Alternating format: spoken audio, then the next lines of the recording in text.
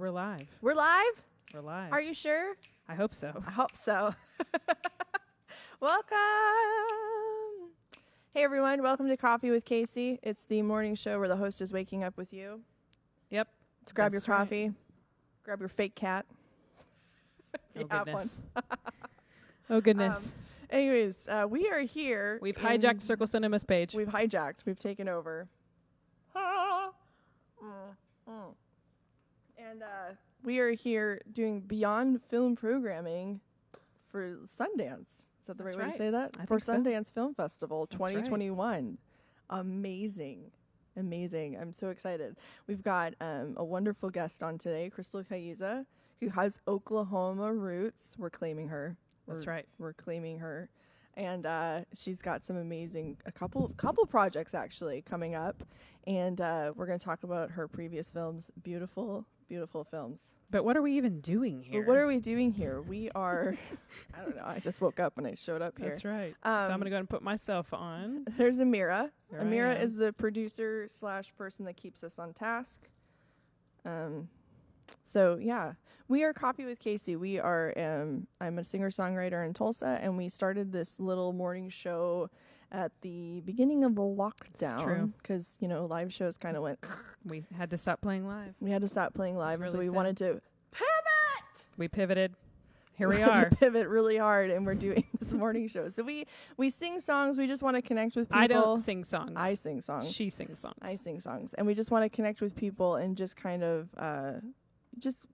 yeah, I keep saying that, connect with people. It's but true, though. the whole point of the show is, like, we don't want to be perfect. We're not here to try and put on some razzle dazzle. We just want to get to know people. You know, feel free to interact with us in the Yeah. comments. Please let us know you're here. We got 8 people joining so far. Let us know you're Woohoo! here. We love to interact with you. Shout out to those 8 people. It's early. Thanks for being here. Thank you. Let me tell you, it is early. So we're just here to play some music and share stories and just talk about life and 2020 and 2021 and hopefully find some good silver linings in it all. And now we're going to show our really fun graphic. Here we Really go. fun graphic. Here's our graphic. Check it out. We got a graphic thanks to Bobby Ross. Yeah. We're moving up. We're moving up in the world. So just sit back, enjoy, learn. We're going to talk about film and music. You know what I was thinking about? I was thinking about, like, music and film and the two different mediums and, like, the purpose of them. Because I think every art medium I have a theory that every art medium has kind of its own purpose. And I was thinking, like, I'm going to say this, and y'all let me know what you think of it, like, whether you agree or disagree. But music has the ability to pierce hearts, right? It has the ability to empathize and bring compassion and emotion. But then, like, film to me has the ability to change your perspective. That's how I view those two. And they intertwine so well. And so I'm really excited to talk with Crystal about film and, it's just about her sharing her perspective. So, which is amazing. So, you ready? Yep. We good? Let's Let's do a song. So I'm going to sing an original. This is called These Hard Days. It was written during 2020. Shocker. But here we go. This one is it's a new one for me.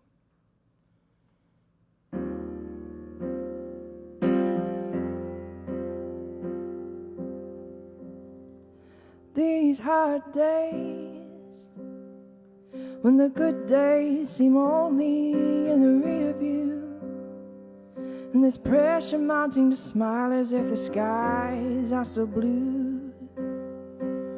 Oh, these hard days, and these hard days, when anthills feel like burdens that we can't escape, and our heads are filled with fears that we won't ever escape. These hard days. But can you lift your hand? 'Cause it's not over yet. Can you raise your voice? 'Cause there's still breath inside these lungs. Yeah, though these days may be long and hard, there still are days. these hard days, when your bones are weighed down by every thought you've had, and emotions keep you paralyzed inside your bed. Oh, these hard days, and these hard days, when fighting for your life is like breathing in the smoke. You think that you'll survive, but you're unsure of the scars left behind on these hard days. But can you lift your hands? 'Cause help is on the way, and it's okay to scream in silence, 'cause you'll never be the same. Yeah, though these days may be long and hard, there still are days.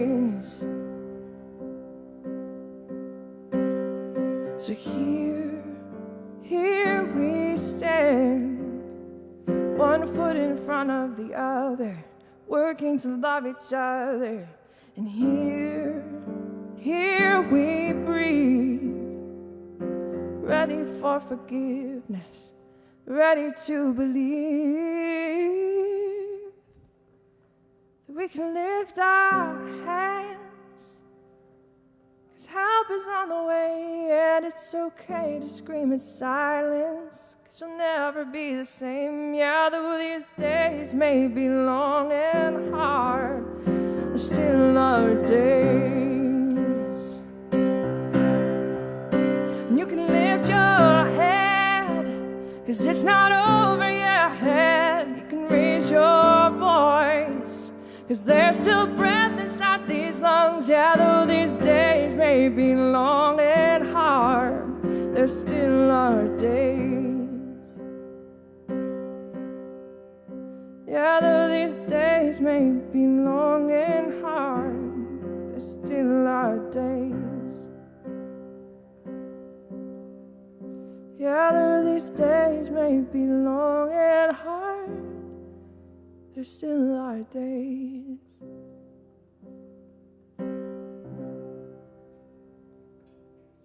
Yay. Yay. It's always fun when there's no audience. Yay. I know, right? Fill it in, live stream.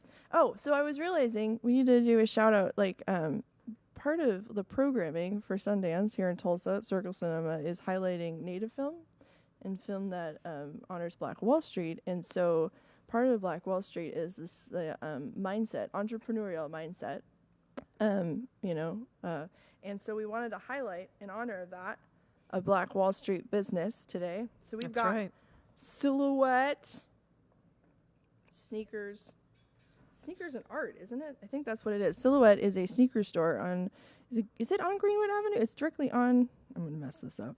No. It's right next to. It's on Archer. And I can't remember the street. Sorry. I don't know. It's on Archer. I've got the thing up here. Silhouette Tulsa. Follow them on Instagram. They sell sneakers. They smell them. They smell sneakers. They smell sneakers. They sell really cool sneakers. It's not like Famous Footwear where like you pick a sneaker and you're like, I want the 8.5 special size. edition. You have to show like, mine off you have too. to go and figure out which, you find out your size and then you see what they have, and they're really cool, unique sneakers, and they sell really cool merch. And Amira's wearing one of the shirts too that you can get at Silhouette, Greenwood Avenue, celebrating Greenwood Avenue. The selfie camera, I always lose. You got to move your hair. I know. But anyway, Silhouette. We may or may not be going there soon. We will be. We will be. So, super excited. Benita Cooper is a boss babe, and we're big fans. So check them out. You can check them out online. You can order all this stuff online. So, woohoo! So, Silhouette Tulsa. yes, there we go. How's everyone doing? Is everyone doing okay? Do we have anybody we need to say hi to? Well, Abby's here. Hi, Abby. Thank you, Abby. Hi, Abby. Abby is here in the stream. Thank you to everyone watching. So again, my name is Casii Stephan. This is Amira Al-Jiboori.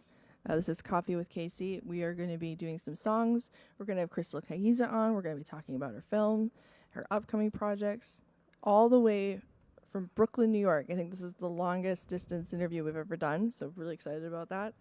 It's going to be great. So next song on the list is called Wine and Gold. And it's just about being in love and being happy. And David's here. It's Hi, like old David. times. David Rector's here. so,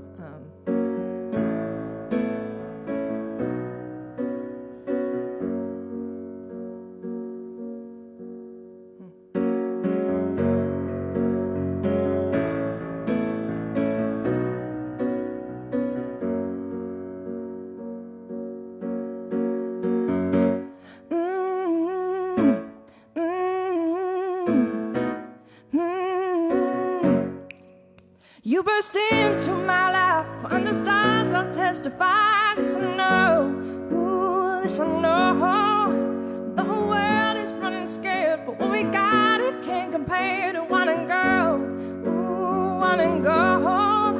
And I dare the sun and the moon to defy. Ooh, and I swear you'll stay right here by my side. Just love you so much, babe. It's more than you complete, me. It's a little bit obscene, babe. Hold me tight and just believe me. 1, 2, 3, 4. You can hold my hand, you can hold my hand, boy, 'cause you understand. Hey, yeah, you understand. Hey, you can hold my hand, you can hold my hand, boy, 'cause you understand. Hey, yeah, you understand. Hey, turn my world right side up, 'cause I've been drinking from your cup and I'm swept away. Ooh, I'm swept away. From a waltz upon the moon, or a tango on Neptune. I just wanna stay. Ooh, I just wanna stay. And I swear I'll stay right here by your side. Ooh, and I dare the years to just crawl by. Just love you so much, babe. It's more than you complete, babe. It's a little bit obscenely. Hold me tight and just believe me. 1, 2, 3, 4. You can hold my hand, you can hold my hand, boy, 'cause you understand. Hey, yeah, you understand. Hey, you can hold my hand, you can hold my hand, boy, 'cause you understand. Hey, yeah, you understand. Hey, don't let the world run this now, baby. Don't let the world run this now. Ooh, don't let the world run this now, baby. Don't let the world run this now. I just love you so much, baby. It's more than you can blame me. It's a little bit obscenely. Hold me tight and just believe me. Ooh, you can hold my hand, you can hold my hand, boy, 'cause you understand. Hey, yeah, you understand. Hey, you can hold my hand, you can hold my hand, boy, 'cause you understand. Hey, yeah, you understand. Hey, you can hold my hand, you can hold my hand, boy, 'cause you understand. Hey, yeah, you understand. Hey, you can hold my hand, you can hold my hand, boy, 'cause you understand. Hey, yeah, you understand. Hey, Hey. hey, Hey. hey. Hey. We got some people here. We got some people here. We Who got do. Got some of our regulars. Nid's here. We got some newbies. Hi, Nydia. We got I'm gonna totally not Tava. I'm gonna say that. it? Tava. Hello, Tava. And then my parents are here and your mom's here. So our number 1 and 2 fans are present, which is awesome. Thanks, Mom. Cool. Can you hear the echo of yourself playing in the theater? Yes, they can. it's kind of awesome. It's cool. It's cool. Yeah. We got some high ceilings here. We're We not do. used to that with the Yep. show. So, hey, how's everyone doing? Hoping you're doing good. Grabbing your coffee, orange juice, water. I should drink some water. Good call. Morning Good call. cocktail. Whatever you want to do. It's Saturday morning. Congratulations. You've made it to another weekend. I would like to say my favorite story so far this year. I mean, granted, we're only in month 1. My favorite story so far this year is the whole Reddit Yeah. Wall Street. We don't need to go back over it. It makes me smile. It does it? Okay. It does. It just warms the cockles of my heart. No, that's a weird word, cockle. Not sure what I think about that word. It's a thing. And just, yeah, anyways. So cheers to the Redditors. But we are here at Circle Cinema. Wonderful Circle Cinema. And we are here with Sundance. That's right. This is official programming. This is official programming. Which is Beyond Film cool. Programming. Yep. From Circle. Here we go. Get that on there. Official. We're Sundance or Circle's an official partner, which is really cool. Really cool for them. I'm excited about everything they've got going on this weekend. Yeah, we've got some amazing films, amazing programming. This is just the beginning. Just the beginning. It started yesterday or Thursday, actually. Thursday? I think it started Thursday. Thursday. We're in the middle? We're in the middle. Maybe it's not the beginning anymore. Beginning of the middle. Maybe we're in the beginning of the middle. You never know. It is 2021, which is 2020.2. What day is it? I don't what even year know. is it? What month is it? We don't really know. We're We just have no here. idea. We're breathing. We're alive. We're connecting music, coffee, and we're going to talk about film coming up soon. Crystal's coming up after this song. After this break. It's not a break. It's, After the song. After the song. Yeah. Yeah, so ready? You good? Good. You good? I love your hat. Your hat's really cool. I like my she hat, got too. a Sundance hat. I think people could buy the merch if they wanted to. I think so, probably.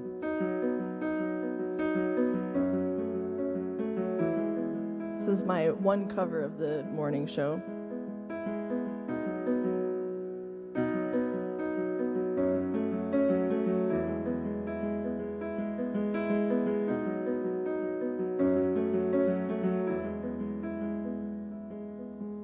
When you left this town with your windows down and the wilderness inside, let the exits pass, all the tar and glass till the road and skyline. The strangers in this town, they raise you up just to cut you down. Oh, Angela, it's a long time coming. And your Volvo lights lit up green and white with the cities on the signs. But you held your course to the distant war in the corners of your mind. The second time around, the only love I ever found. Oh, Angela, it's a long time coming. Hold me,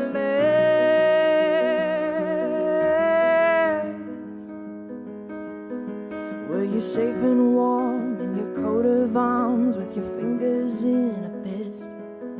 Did you hear the notes, all the static codes in the radio abyss? The strangers in this town, they raise you up just to cut you down. Oh, Angela, it's a long time coming. Oh, Angela, spent your whole life running away.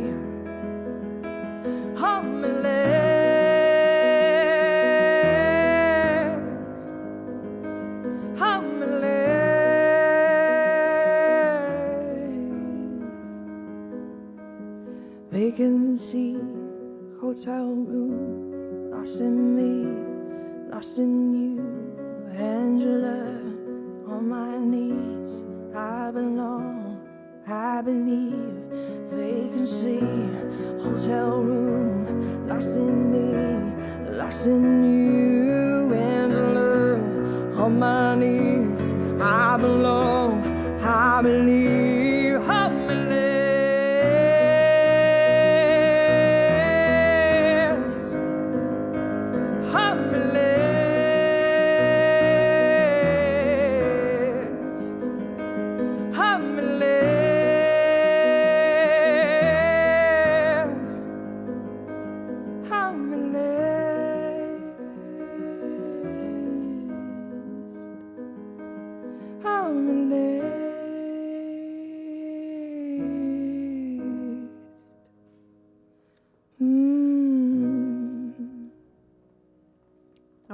that Lumineers. Yeah, Little Lumineers. Little Lumineers for you. It's a song that I feel like they wrote about me, but they didn't put my name in it. Really? Yeah. Huh. Yeah, So your name's not Angela. No, it's not. My sister's name is Angela. Yeah. Well, let's actually show people where they can catch us if they want to catch us after this weekend. Yes. If you'd like to learn more about... we go live from Casey's Facebook page. That's my Facebook and Instagram handle. It's that's the same handle for Facebook, Instagram, and Twitter. So you can follow me at either one of those. We got some music coming up. If you like what you hear. Yes, we have a release on February 5th. Yeah. We'll talk a little bit more about that later. But yeah, we'd love for you to follow us if you are liking what you're hearing. If you like what you hear. If you don't, you can it's fine. Just ignore it. It's fine. Yeah. Just be like, yeah, like that. Get to Crystal already. I was like, shut up. I I'm know. here in Casey. We want to talk to Crystal. Right. I do. I know. Crystal's great. I'm excited. I mean, I know more about her than actually you do. I've talked to her so many times now. I know. Well, do you want to do the interview? No. Just kidding. We're gonna I just know about her. I do the switcher and then you do this. Oh no. Yeah, let's switch. We're not doing that. We're not doing All right. it. Are you ready? Yeah, I'm ready. Should we introduce her? So award-winning. She's an award-winning filmmaker. She's had short films part of 2019 and 2020 official Sundance selection. Both beautiful films you can catch on our site, crystalkayiza.com. She has been named one of Filmmaker Magazine's 25 New Faces of Independent Film. And when you see her film, you'll understand why. She's currently in pre-production for 2, actually, this year. At first, I thought it was just The Gardeners, but it's another one as well. She's busy. She's busy, but she's also, like, as the rest of us, like, when is COVID going to end so I can actually keep moving forward? But she's got 2 in the works right now. I'm super excited to bring her here all the way from Brooklyn, New York, Crystal Kayiza. Woo! Yay! Everybody's clapping remotely. Hello, how are you? Good. How are you doing today? I'm doing well. Thanks so much for having me on. Oh my gosh! Thanks for being a part of this. This is killer. This is so fun. I think it's fun for me because like you're from Oklahoma, specifically Jenks. Right, and like for all of those not from Minnesota, that's Jinx, not Jenks, but she's from Minnesota. But things happen. What can I say? Anyways, but it's like I feel like I'm discovering like this person, and I'm like, you're an Oklahoman, you're with us, and like, but you're doing this amazing art in New York, and so I don't know, I'm just like, I feel like I'm like we're claiming her. Yeah, well, she's raised here. She's raised here. You claim it, right, Crystal? Oh, for sure. I mean, my family's still back home, and well, there you go. So I'm back in Tulsa pretty frequently. So yeah, I love Circle and spent a lot of time as an angsty teen at Circle Cinema. So definitely. Ooh, angsty teen Crystal. Angsty teen. Yes. Did you have like what kind of like what are we talking about? Like emo clothes, like My Chemical Romance? What are we talking about with? Oh, not that extreme. I definitely was like, the type of like teen who's super involved in school, did like all of the clubs and stuff. Okay. But then was in a film program in high school, so yeah. I was like half, like in this. There was like this film lab right above the drama department, and it was like in the like no one knew where it is besides the students that were in film. So I spent like all of my time there, and then went to Circle on the weekends to watch movies. So it's kind of a nerd, I guess. Yeah. Hey, I think we're all nerds here on this set right now. Like nobody, like we're all like, yep, nerds. It's just, we all are nerds in our different areas, right? Like you're in the film. I'm over here like nerding out about TikTok. Film. I like music and film composition. Amira's a PT, like she's a medical nerd. We got Scott Bell over here in audio. He's an audio engineer nerd. Like it's true. We're amongst Everyone's nerds. Got their things. Right, yeah. We got our thing. So I just want to ask, like, do you have like a favorite movie that you've seen at Circle? Like one that you're like, man, I remember watching this at Circle, and this was so formative for me as a filmmaker. I know I'm throwing this question at you. This was not on the list. Yeah. It's not on the list, but it's a good question though. What do I? So I have like 2 very specific memories I think of being at Circle. One was I don't remember what film she was screening, but there was a screening and Q&A with Rory Kennedy, who's a really amazing filmmaker, and I got like there was like a little poster that they were giving out, and I had her like sign the poster. Oh, that's cool. And it's like I want to make movies one day, so I remember I kept it in my journal. That's amazing. I love that. Yeah, and I used to go I used to go, to movies with friends, and I went to go see Food Inc. I don't know if you ever watched that doc. No, it came out probably like when I was in middle school or high school, and was convinced that I was going to be a vegetarian after I watched that film. It was about just like food processing and all these things. So I didn't eat. I went home and I was like, I can't eat meat.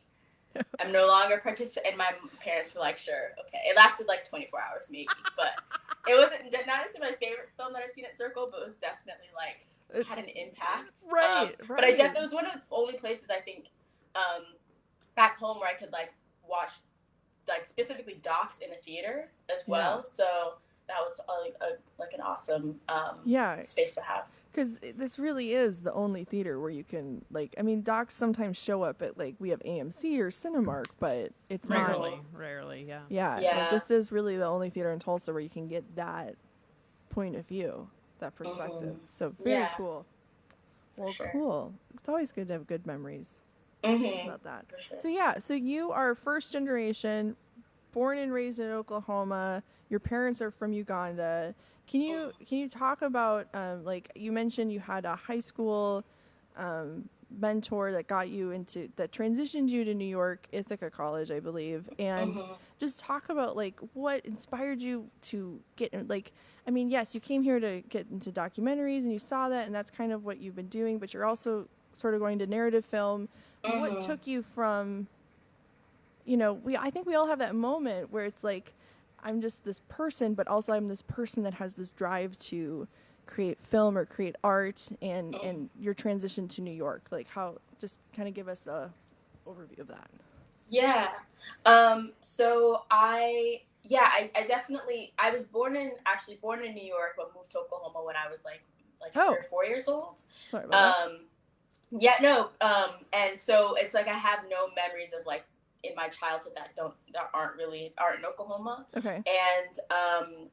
And so I think, growing up, like having like a small Ugandan community in Tulsa and like East Africans in general, I think I didn't necessarily appreciate like the impact of the specificity and context that exterience had. Like I think you definitely like grow older and look back at a lot of the things that I think I didn't necessarily acknowledge as like important moments in my childhood or things that kind of like shaped my perspective, but are definitely like really important to the foundation of what I'm doing now.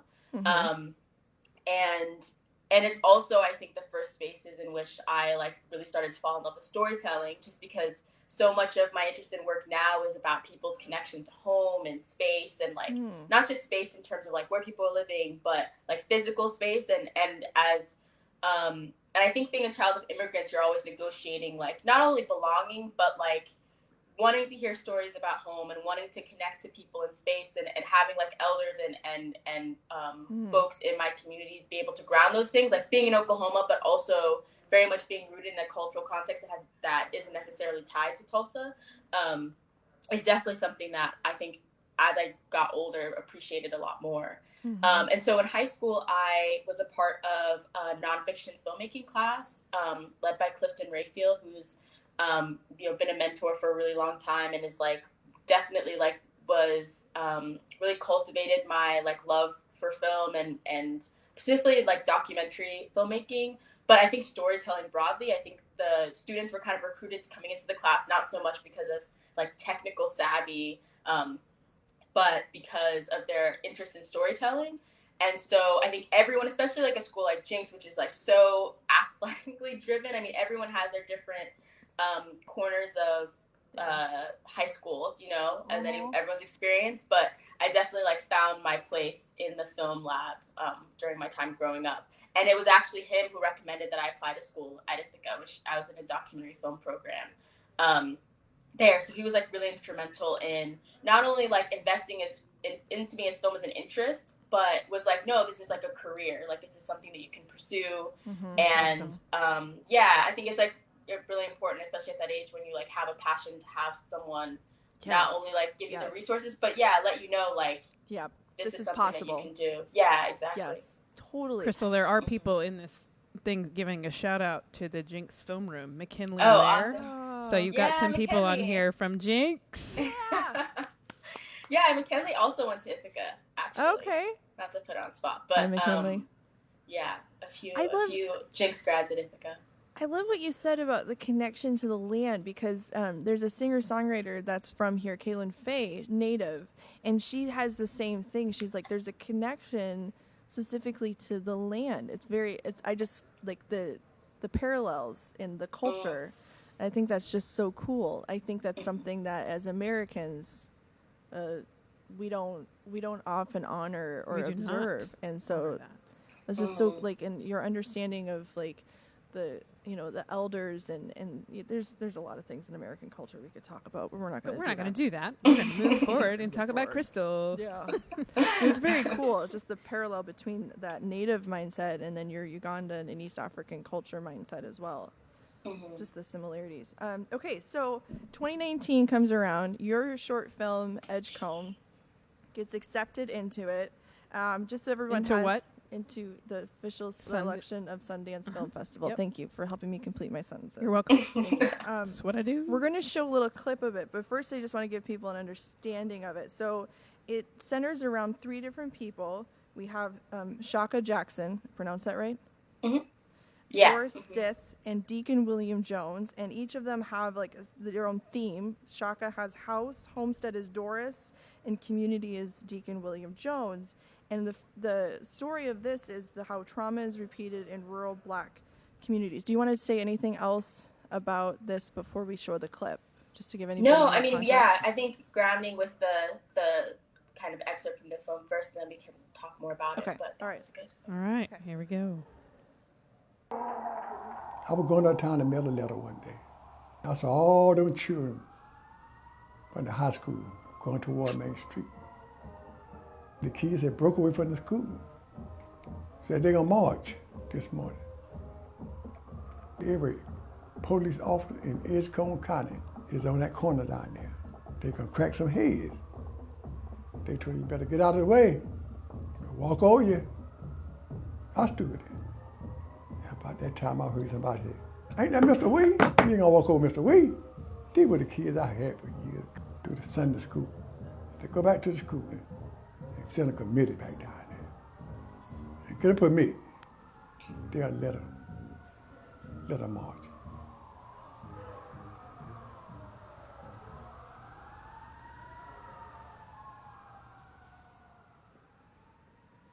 Yes, I've been in a day, but the Jim Crows. You had to wait till the next movie started. Down the bottom, there were many seats. We couldn't use them.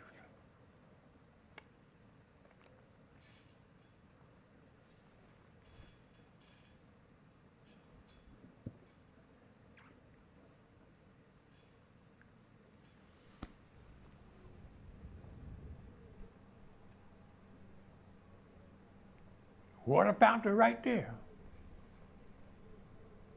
But you couldn't drink out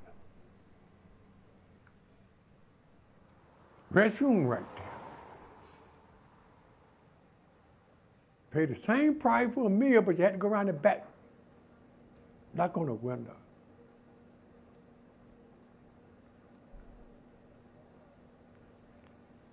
So it was hard.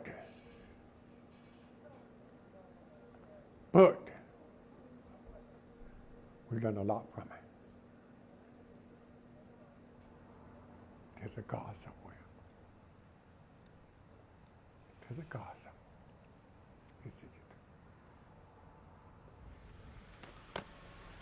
They say you don't look 14. I told you you just turned 14. Hurry up, man. Where your bill? Oh, why you ain't keep your pen, put your pen.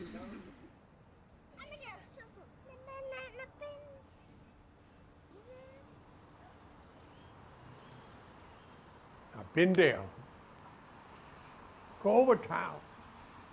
Ask somebody about Deacon Johnner, Wee Johnner, Mr. Johnner. Got so many names.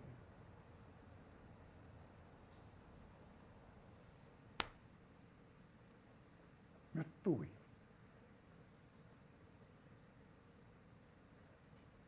Okay. Wow. It's beautiful.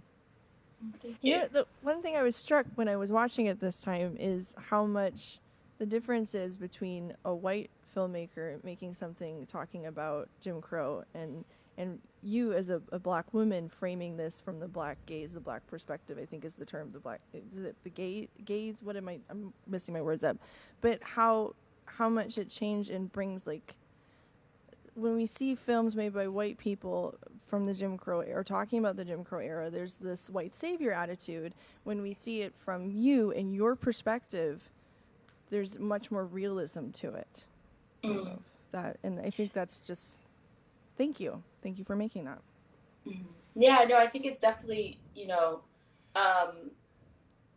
grounding, like you're talking about before, like I think talking about gaze and talking about audience and who narratives are for is something that's really important, especially in the nonfiction space, because it's definitely, in making that film, the intention is for the image itself, and like not even down to like what people are saying, but like the physical image that's on screen to be a reflection and mirror of the folks that are part of the community. And like we were talking about before, I grew up in Oklahoma, so, and I was introduced to Tarbo and Edgecombe as a county, the work I was doing before.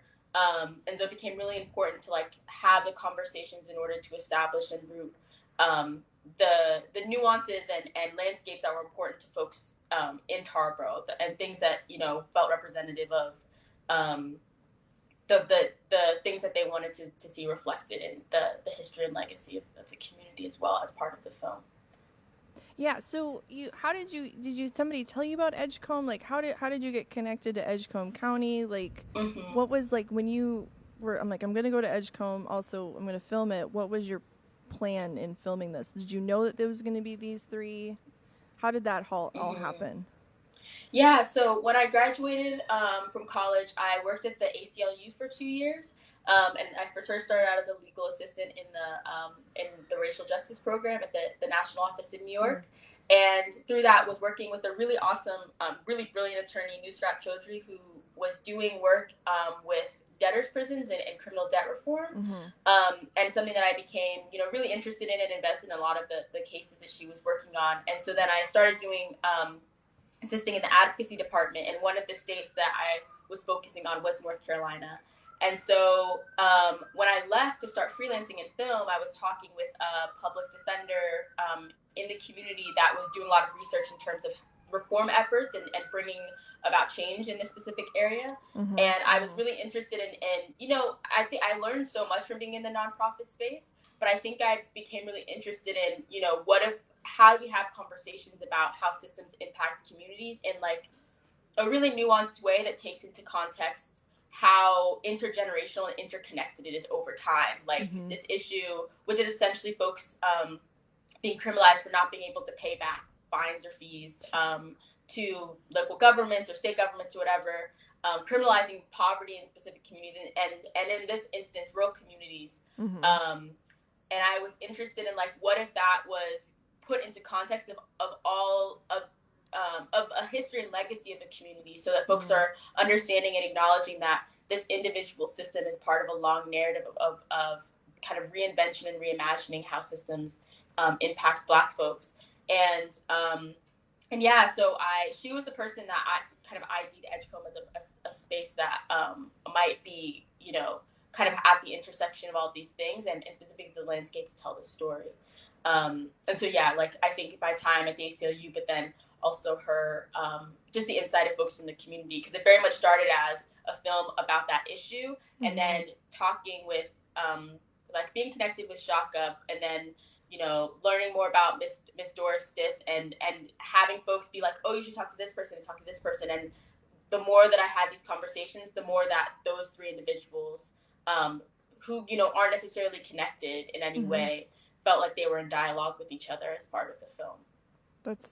Yeah, and now that you mention it, like I'm piecing together more of what I've seen. Like you have, Shaka is the younger, you have Miss Doris Stith is the kind of middle generation, and then you have Deacon William Joyner is the later generation, and they all have, it intertwines. It's beautiful. It's a beautiful film. If you haven't seen it yet, please go to crystalkayiza.com to watch it and get that whole experience, because it really is one of the things that just really struck me was Miss Doris Stith's story, where you're talking about Homestead and how she owns land. It's not sharecropper. She's like proud of that, obviously, and yet you ended it with her talking about being on an active plantation still.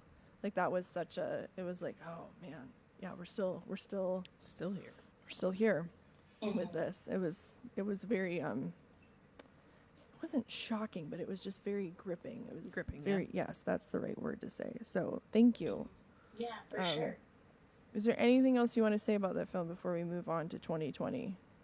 Yeah, I mean, I think that, it's definitely, I feel like a lot of gratitude to that community and that experience, because I think that it was, I think there's always negotiation as a filmmaker of like creative intention, but then also the reality of the space and the realities of folks in whatever space you're making work. And I think as a filmmaker, it was definitely like this experiment in terms of like my voice as a filmmaker and my intention and what I wanted to do in the space. And I think that, in so many ways, like that community like is so important to me, but also like so integral to the work that I'm doing now. So a very important project for sure. Well, thank you to Edgecombe County and their residents for being a part of that film. And you can watch that on her website, crystalkayiza.com. crystalkayiza.com. There's a nice link there. Lower thirds. Lower third. There it is. There's the lower third. There it is. Check it out. Okay, so also on your site, people can check out your official selection for 2020 Sundance Film Festival, which is See You Next Time. And this one, you're running a for-your consideration campaign on this, correct? Yeah. I mean, we were... Oh, go ahead. Sorry. No, that's amazing. I was trying to explain to Amira for your consideration. So you're shortlisted for an Oscar? Is that what this is? And then you're hoping to get a nomination? Can you explain a little bit about that? Because that's really cool. Yeah, it's a bit of a process. I mean, I'm learning a lot about it myself. It's so our film See You Next Time, which is produced by a really close friend of mine, Katie Lang, is up for consideration. So it's essentially like, there's a set of rules that make your film eligible, and so now it's kind of like campaign season, and so shortlist is going to be announced, I believe February 9th. Okay. And we definitely don't really have any expectations, but it's also been a really great. It's been like basically a year since we screened the film at Sundance, so it's also been kind of a great way to close out in terms of the festivals and things like that. The life of this film, to kind of like reshare it with folks and put it back on. Online and have conversations like these, so it's been really great. I just think that's so exciting. Congratulations! Thank you so much. That's awesome. Super excited. So, See You Next Time is a short film, and it's about the relationship between a nail artist and her black client in Brooklyn, and this is an abnormal story for you because New York, like these stories featured in the New York setting aren't. That's not your cup of tea, is what you. So, like, how did you come to get this story then? If this isn't like this isn't your main meat and bones type film storytelling. Yeah. I mean, I love living in Brooklyn and being in the space, and I think there's so many amazing stories to tell in New York. But I think more and more gravitate. And I think we talked about before, like really thinking about space and like gravitate more towards like places that feel like home, like rural landscapes, really interested in like the suburbs and See You Next Time specifically was this collaboration with Katie, and we were really interested in a film that talks about like how two groups of women of color see each other and share space, which I felt like you see oftentimes each community in conversation with like the black white binary, but not necessarily like sharing space and like having this specific stage. And so it was very much like she has like a background in fashion in the beauty space, and the nail salon featured in the film is actually like 10 minutes from where we were roommates at the time, and even where I live now is not too far. And it's in the film like takes place solely in this nail salon. So although it's like a very New York experience, and there's like very specific details that are cues, I think, for a lot of New Yorkers of where the location is, it's been really interesting to see how much the film has resonated beyond like the New York context as well. That's cool. Yeah, I mean, like it's set in New York, but the premise of the story of a relationship between a nail artist and a nail client, and then, you know, a black woman and a woman of color, like that is something that totally transcends New York. And you could be like, well, that reminds me of my nail salon just Right down the street. down the street. So that's very cool. And I love, like, you edited these scenes of dancers to help illuminate that relationship. Can you talk about, like, what made you decide to add the dance as an analogy for the intimacy of this relationship? Yeah, I one of the things that I think, kind of even what I spoke about before with Edgecombe, is it's for me always about negotiating like the creative intention with the realities of the space. And the reality of a nail salon space is that folks go there for self-care, but on the other side of the table, it's like it's labor for the people that are working for working in the space, and in this context, a Chinese-owned nail salon. And so for me, it was about, you know, I wanted to have in my mind this like really opulent, like beautiful conversation between, you know, this Judy, the nail artist, and Ariana, who's her client, but it's also like grounding in the realities of each perspective. So for me, it was about the possibilities of what the relationships in these spaces could be if they kind of existed outside of the nail salon space. But I think having the opportunity to reimagine like the intimate moments between the two of them, kind of with models on a soundstage, freed up the possibilities of what those images could look like. Because it's not to say that that intimacy doesn't happen, you know, in the nail salon, but it's also kind of recognizing and affirming that, you know, for the nail technicians in space, it is work. And although, you know, I'm seeing it as this like beautiful nail art experience and collaboration between these two women of color, for what self-care for one person is labor for the other, and it is an economic space. And so it became more about, you know, what was unsaid at the table could be articulated through the movement pieces and kind of the interludes throughout the film. And it kind of provoked, I think, a lot of, you know, allowed for the interviews with each of the women to kind of remain, the integrity of the intention of each of their perspectives were allowed to kind of stay in their own voice. And then the other kind of topics and themes that I was interested in exploring around self-care and just like kind of symbiotic relationship between these two women could be seen on the bodies of other folks as part of the dance interludes and sequences. So it was kind of this tricky balance of acknowledging like the important and artful nature of the space, but and the talent that the folks have, but also knowing that, you know, it's not necessarily the perspective that everyone that's participating in the labor end of this community has about the relationship as well. So it was kind of negotiating those two things. Yeah, and I think you can kind of see that in the dance, because when they move, like if there's the two dancers, they kind of have this like, which you could really see symbolizes like, I'm leaning on you, I need your labor, I need you as a, you know, as a customer, you know, like it's that balance of the self-care and the labor back and forth, right? Like that's really cool. Yeah, and I think it goes kind of back to what I was talking about before, is like, you know, there's very much a negotiation, and it took some time to figure out even, you know, the way to approach the interviews differently, because I think that although that, you know, they do have a personal relationship, it's about creating the space for what's unsaid. And I think for me, it was like, okay, that's where like my creative intention comes in, of like, this is, you know, having the conversation with them both about the intention of the film, and then taking, and then really kind of ruminating on their interviews. And I think it was, you know, a really difficult edit in terms of like creating that balance of having both of the voices in conversation with each other, but then having this broader conversation around what isn't being articulated in the film, and really embedding that in the image and relying on image to be, you know, as important as a character as any of the voices that you hear in the film as well.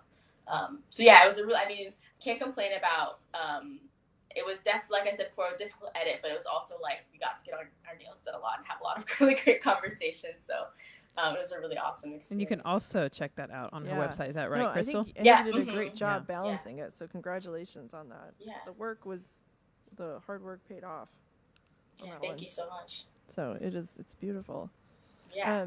And you have something coming up. Yeah, we have a couple films coming up. So you've got 2 projects, 2, count them, 1, 2. So we've got The Gardeners, which was a recommendation from somebody saw your film Edgecombe, and they're like, hey, I think you should check out this group of Black women called the Worthy Women of Watkins Street in Natchez, Mississippi, and they're the keepers of one of the last Black cemeteries in the U.S. And you were like, yes, obviously I'm going to check this out, right? Like, is that, yeah. Well, I think that, like I said before, like in terms of the stories I was interested in, was really drawn to the space. And they, you know, are caretakers of this historically Black cemetery in Natchez, Mississippi. And also, you know, it's very much a site that I was interested in. Definitely, like, I think gravitated towards the story of just thinking about, you know, an Edgecombe as a form of this, of archive and document, and the labor of folks and things that aren't necessarily tangible as also being a form of archive. And so, yeah, I think, you know, the film is very much like because of COVID and all these other things, like still evolving. And, and I think that, you know, it's been a kind of a journey in terms of negotiating. I think every filmmaker has a moment where they're figuring out like what they, not even what you want your first feature to be by any means, but it was definitely a project that it's kind of the first, you know, entry point for me was the work that these women was doing. But I've over the past years have learned so much about the community, and really excited to get back and collaborate with them on this film moving forward. I mean, you have to imagine the stories are going to be so rich. Like the history that these women carry is just going to be amazing. Like like in my head, I'm like, they have to have generations of stories of these women caretaking this cemetery. I kind of want to join you. Can I come with? I'll hold the boom mic. I swear I'll be helpful. Yeah, and I mean, I think we're coming to Mississippi. Coffee with Casey. Right. We're gonna. I'll be down there. in Mississippi, folks. Yeah. Look out. Well, I also think that it's like a community like Natchez is a reflection, I think, of a lot of you know, it's going there. It's very much a space that has a lot of like heritage tourism and museums, and the history in the context of the space in general is really rich.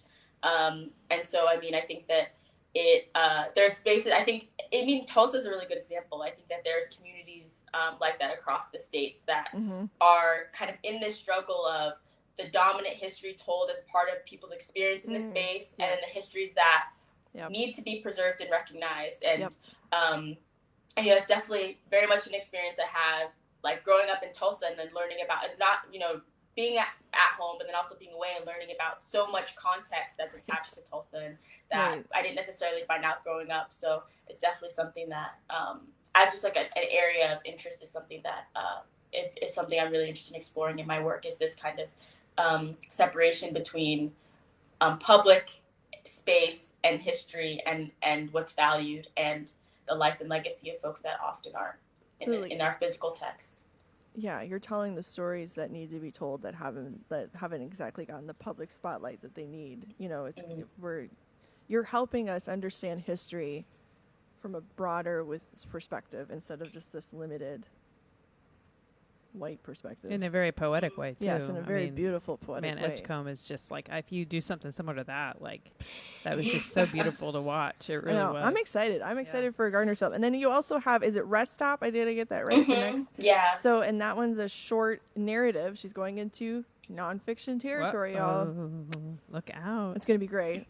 But you're going to talk about a story of a family going from Albany to Tulsa, correct? Yeah, so it's a film that primarily, it's a short narrative, like you said before, and it's primarily in transit. And I participated in a really awesome program last fall, Tribeca Through Her Lens, and got a lot of really amazing mentorship and feedback on the script. And so, you know, seeing how things go this year, but hopefully we'll be in production on that this summer. Yes. And it's, you know, just kind of coming of age story of a young girl who's taking this journey with her family and figuring out her space, not only in her family, but recognizing, like, you know, that her parents are human and have separate lives and existence outside of her caretaking of her, which I think is something that everyone can relate with. But yeah, really excited to explore like the narrative space and could grow in that way as well. Well, I'm excited for you. I hope COVID wraps this up soon so that you can do your projects.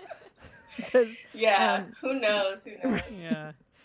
Thank you so much. I just like one final question. Like, what as a filmmaker, what do you want to leave people with?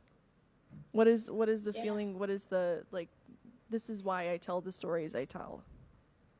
Yeah, I mean, I think that I think for me, it's interesting. I think so much especially when I'm learning about this craft and the work. I think it's so much about what the audience experiences and how they're engaging with the work.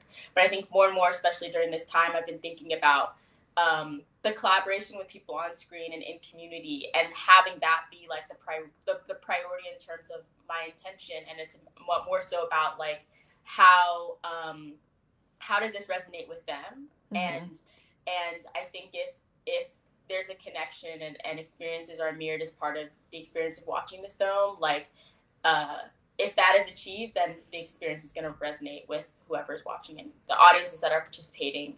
And just also, exposing folks to not even just like untold narratives, but really reimagining the ways in which we tell stories about certain communities and making it more expansive and nuanced, and leaving folks wondering wondering about their own perceptions about how certain stories should be told. But very much, first and foremost, like prioritizing community as part of the work. Well, we need you as a filmmaker, Crystal. So thank you. We're Thank going you to put for up making the film that you have. So if you want to follow Crystal's journey, if you want to see what she's up to, you can follow her on Instagram at Crystal Kayiza. You can also go and check out her website and watch her films to see why Amira and I are kind of like, oh my God. We're a little smitten is basically what we're find out why. So Crystal, next time you come to Tulsa, let us know. Yeah, please. for We'd sure. love to. Please. We'd love We're to gonna see you take in you out person. for coffee. Yes, we'll hopefully unmasked. Hopefully, whatever we got to do though, we're gonna do. But seriously, if you need a boom operator in Mississippi, let me know. I don't know that that's the best job for Casey. I'm just gonna throw that out there. I think we'd give her a different job, Crystal. We'll keep you in mind. Let's give her a different job. Thank you. Well, thank you I'm a really again. good coffee runner, though. I can get coffee for people. She can get you some coffee, That's what I'll do. But hey, thank you so much. I'm so excited for your future and your career. You're amazing. So yeah, thank you so much for having me. Yay. Bye, everyone. Have a good rest of the day. Bye. You too as well. Bye. Bye. Man, seriously, we are big fans. We have become Crystal Kayiza fans. Go watch her films and you'll see why. That's all I have to say. I mean, follow her on Instagram and do all those things. Do all the things. And maybe when she's back in Tulsa, we'll have her like in person. Real live. Yeah.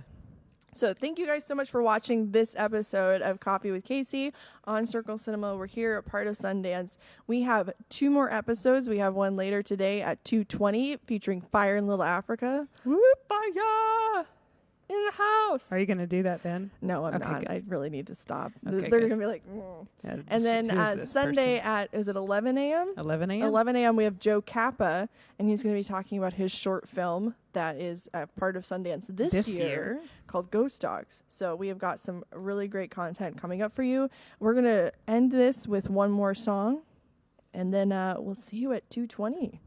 Back on this stream. Back on the stream. So shout out to Scott Bell, who's running audio. Shout out, Scott. Thank you. Thank you. All right. This is called Can't Handle Me. We're going to end it on this. Ooh, sassy. I know. Well, I felt like I need to, I'm lack of coffee. Need to. Yeah, you got to up it. Got it. You got to do some uppers.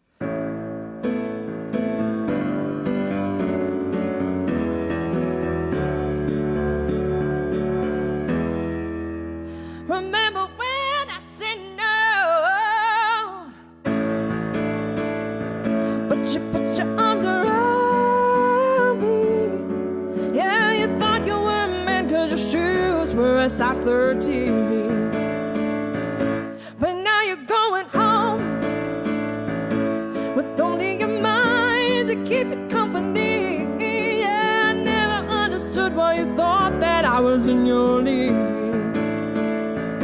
And yeah, I tell them no, that what I really do for me.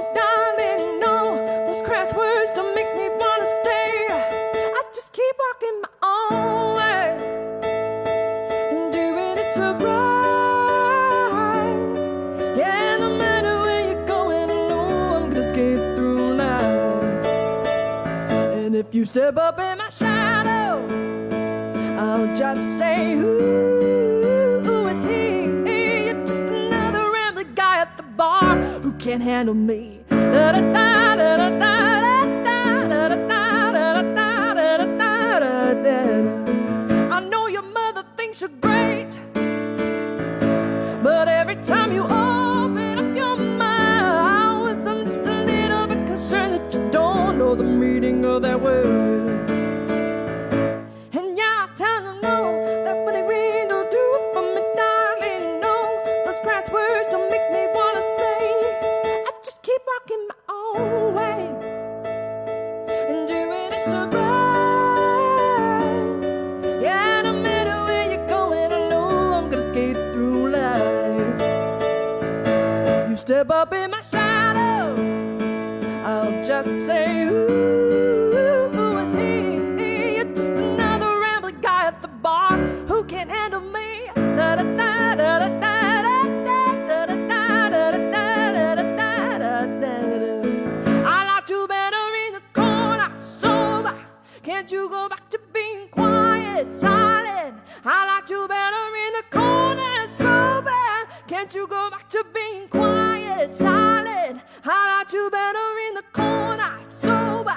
Can't you go back to being quiet, silent? I just keep walking my own way and doing it so bright.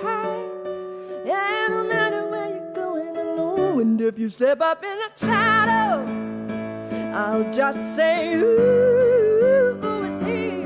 You're just another rambling guy at the bar who can't handle me. Da da da da da da da da. You're just another rambling guy at the bar who can't handle me.